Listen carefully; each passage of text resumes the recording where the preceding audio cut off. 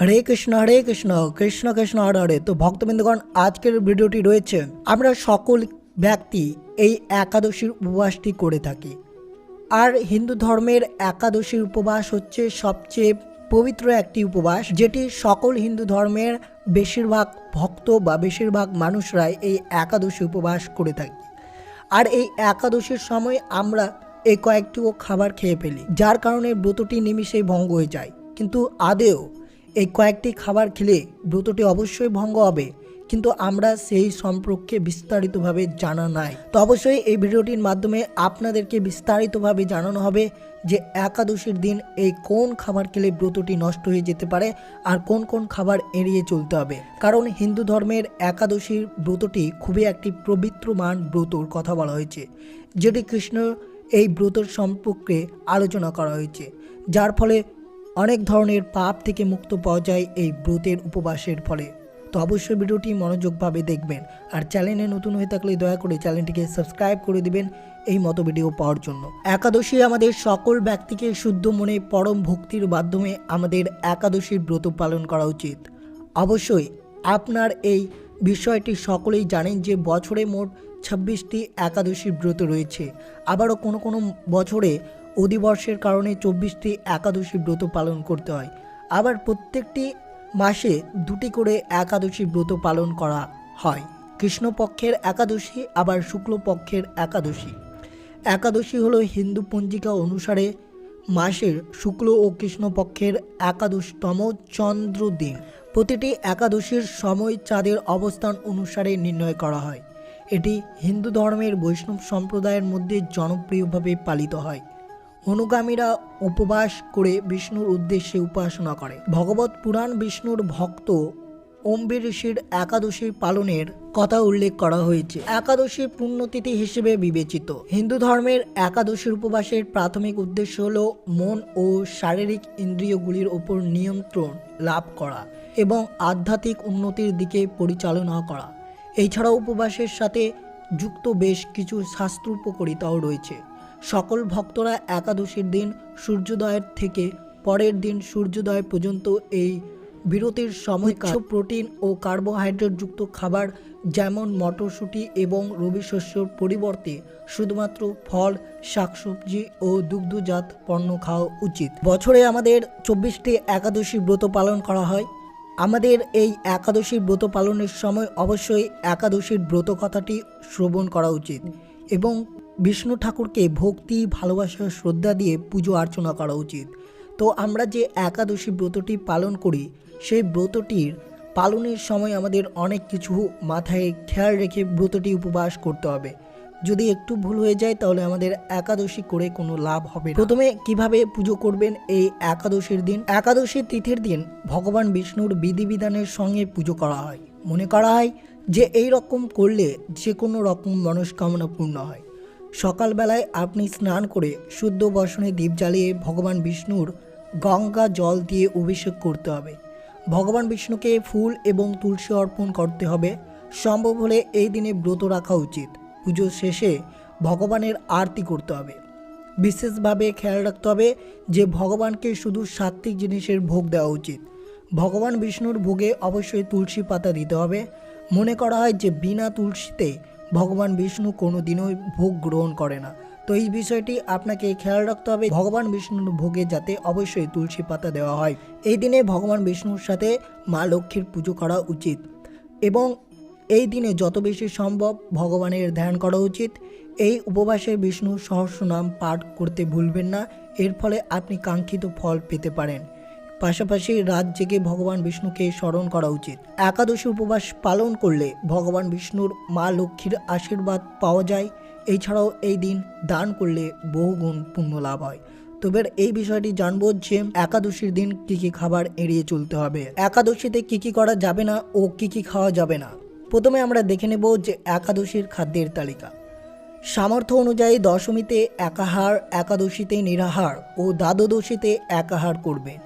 এতে অসমর্থ হলে একাদশীতে অনাহার। যদি আপনি এতেও অসমর্থ হন তাহলে একাদশীতে পঞ্চ রবি শস্য বর্জন করে ফল মূলাদি অনুকল্প গ্রহণের বিধি রয়েছে। একাদশীতে কিছু সবজি, ফল মূলাদি গ্রহণ করতে পারেন। যেমন গোল আলু, মিষ্টি আলু, চাল কুমড়ো, বাদাম তৈল অথবা ঘি দিয়ে রান্না করে ভগবানকে উৎসর্গ করে আহার করতে পারেন। দুধ, কলা, আপেল, আঙ্গুর, আনারস, বেল, তরমুজ, নারকেল, পেয়ারা, শসা, মিষ্টি আলু ইত্যাদি ফলমূলাদি আহার করতে পারেন একাদশীর সময়। আমরা একাদশীর ব্রত পালনের সময় যে যে খাবার আমাদের খাওয়া উচিত নয় সেটি হচ্ছে পঞ্চরবি শস্য। এবার পঞ্চরবি শস্য কোন শস্যকে বলা হচ্ছে? ধান জাতীয় খাদ্য যেমন চাউল, মুড়ি, চিড়া, সুজি, পায়েস, খিচুড়ি, চাউলের পিঠা, খই ইত্যাদি এই একাদশীর সময় আমাদের বর্জনীয় করতে হবে। গম জাতীয় খাদ্য, আটা, ময়দা, সুজি, রুটি, বিস্কুট, জব জাতীয় ছাতু, খই, রুটি ইত্যাদি এবং ডাল জাতীয় খাদ্য যেমন মুগ, মাসকলাই, খেসারি, মুসুরি, ছোলা, অড়হর, বরবটি, শিম ইত্যাদি। আর তেলের মধ্যে সর্ষের তেল, তিল তেল আমাদের ব্যবহার থেকে বঞ্চিত হতে হবে। অর্থাৎ আমরা একাদশীর দিন যদি এই কয়েকটি খাবার যদি আমরা ব্যবহার করি তাহলে আমাদের একাদশীটি ব্রতটি নষ্ট হয়ে যেতে পারে। অর্থাৎ যদি আমরা গ্রহণ করি তাহলে ব্রতটি অবশ্যই ভঙ্গ হবে, আর যদি আমরা এগুলো এড়িয়ে চলতে পারি তাহলে আমাদের ব্রতটি ভালোভাবে পালন করা হবে। তাই অবশ্যই এই বিষয়ে খেয়াল রাখতে হবে যে একাদশী উপবাসের সময় এই সব পঞ্চরবি শস্য কিছুতেই যাতে গ্রহণ না করেন। একাদশীতে কী কী বর্জন করতে হবে? একাদশীতে ব্রত করলে যে কেবল নিজের জীবনের সদ্গতি হবে তাই নয়, একাদশীর ব্যক্তির মৃত পিতা মাতার নরক থেকে উদ্ধার হতে পারে। একাদশীতে অন্ন ভোজন করলে যেমন নিজে নরকবাসী হবে, অন্নকে ভোজন করালেও নরকবাসী হতে হবে। কাজেই একাদশী পালন করা আমাদের প্রত্যেকের কর্তব্য। একাদশীতে পালন পঞ্জিকাতে একাদশীতে পালনের সময় দেওয়া থাকে, সে সময়ের মধ্যে ভগবানকে নিবেদন করে প্রসাদ গ্রহণ করে পালন করা একান্ত দরকার, নতুবা একাদশীর কোনো ফল লাভ হয় না, নরকবাসী হতে হয়। একাদশী ব্রত পালনের প্রকৃত উদ্দেশ্য কেবল উপবাস নয়, নিরন্তর শ্রী ভগবানের পুজো, স্মরণ, মনন, শ্রবণ, কীর্তনের মাধ্যমে একাদশীর দিন অতিবাহিত করতে হবে। তবে একাদশীতে কী কী খাওয়া যাবে? গোল আলু, মিষ্টি আলু, চাল কুমড়ো, পেঁপে, ফুলকপি, কাঁচা কলা ইত্যাদি সবজি, ঘি অথবা বাদাম তৈল দিয়ে রান্না করে ভগবানকে উৎসর্গ করে আহার করতে পারেন। লবণ যেমন সিন্দুক লবণ, গোলমরিচ, গোটা জিরে, আদা, নারকেল ব্যবহার্য, কিন্তু অন্য কোনো রকম ফড়ন বা মশলা ব্যবহার করা যাবে না এই একাদশীর দিন। বাইরের মিষ্টি জাতীয় দ্রব্য খাওয়া যাবে না, তা নিজের হাতে লেবু দিয়ে ছানা তৈরি করে যদি মিষ্টি তৈরি করা হয় তাহলে গ্রহণ করবে। শ্যামা চাউল খাওয়া যাবে না, বড় মোটা দানার সাবু খাওয়া যাবে যেটি মন্দিরে পাওয়া যায়। মাসিক চলাকালীন কি একাদশী ব্রত পালন করা যাবে? এই ক্ষেত্রে শ্রী হরি ভক্ত বিলাসী ও শ্রীল সনাতন গোস্বামী পাদ মহিষী সিংহীর বচন উদ্ধৃত করে সুস্পষ্ট নির্দেশ দিয়েছেন। নারী যদি রজস্বলাও হয় তথাপি একাদশীতে ভোজন করবেন না, মানে মাসিক হলেও একাদশী কর্তব্য। একাদশীতে কি লবণ খাওয়া যাবে? অবশ্যই সিন্দুক লবণ ব্যবহার করতে হবে, এটা সব উপবাসের জন্য প্রযোজ্য। অবশ্যই আপনি একাদশীর সময় লবণ খেতে পারেন, কিন্তু সেটা হবে সিন্দুক লবণ। একাদশীতে যদি মৃত্যু হয় তাহলে কি হবে? একাদশী চলাকালীন যদি কারোর মৃত্যু ঘটে তাহলে সে স্বর্গ নয়, সরাসরি বৈকুণ্ঠ লোকে গমন করবে। খুব ভালো, একাদশীতে মৃত্যু হওয়া খুব ভালো, কারণ স্বর্গতে নয়, সরাসরি আপনার মৃত্যুদেহটি বা আপনার আত্মাটি সরাসরি বৈকুণ্ঠে লোকে গমন করবে। একাদশীর আগের দিন কি সহবাস করা যাবে? না, একাদশী পালনের সময় আমাদের অবশ্যই সংযমী হতে হবে। একাদশীর আগের দিন সম্পূর্ণভাবে সহবাস নিষিদ্ধ। একাদশীতে কি ঔষধ খাওয়া যাবে? একাদশী, জন্মাষ্টমী ইত্যাদি উপবাসে ঔষধ খেলে উপবাস বা ব্রত ভঙ্গ হবে না।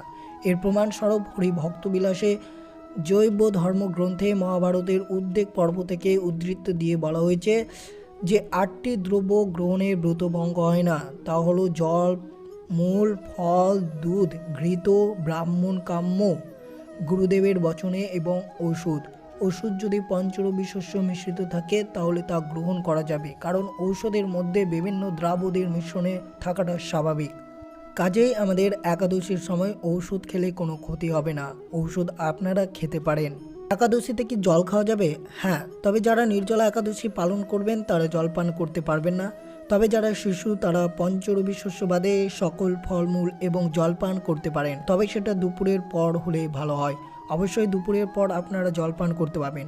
যদি আপনি নির্জল উপবাস করে থাকেন তাহলে ভুলেও এই একাদশীতে জল পান করবেন না।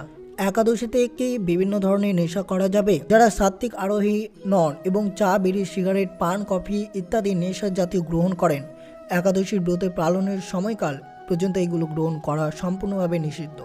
শাস্ত্রে এমনিতে মাদকদ্রব্য গ্রহণকে পাপ বলা হয়েছে, আর এই পাপ যদি আপনি একাদশীর দিন করেন তাহলে তার ক্ষমা আপনি কোনোদিনও পাবেন না। সুতরাং সাবধান, একাদশীর দিন কোনো ধরনের নেশা জাতীয় দ্রব্য গ্রহণ করা যাবে না। অবশ্যই একাদশীর দিন আপনাদের সকলকে সতর্ক থাকতে হবে এবং অন্যদেরকেও সতর্ক রাখতে হবে। একাদশী পালন করা সকলের কর্তব্য। আপনি যদি একাদশী পালন করেন তাহলে অবশ্যই অন্যদেরকে একাদশী পালন করাতে উৎসাহিত করবেন। তবে আপনি ব্রতটি শুদ্ধ মনে এবং ভক্তি এবং সবসময় ভগবান শ্রীকৃষ্ণ শ্রী বিষ্ণুকে উদ্দেশ্য করেই একাদশীর ব্রতটি পালন করবেন। তো এই ছিল ভিডিওটি ভালো লাগলে অবশ্যই চ্যানেলটিকে সাবস্ক্রাইব করবেন, লাইক করবেন, কমেন্টে ভক্তি, ভালোবাসা, শ্রদ্ধা দিয়ে জয় শ্রীকৃষ্ণ বা জয় বিষ্ণুর জয় লিখে দিতে ভুলবেন না। এবং ভিডিওটি আপনার বন্ধু, আত্মীয় বা ভক্তদের সাথে অবশ্যই শেয়ার করবেন। সুস্থ থাকবেন, সতর্ক থাকবেন। জয় শ্রীকৃষ্ণ। রাধে রাধে।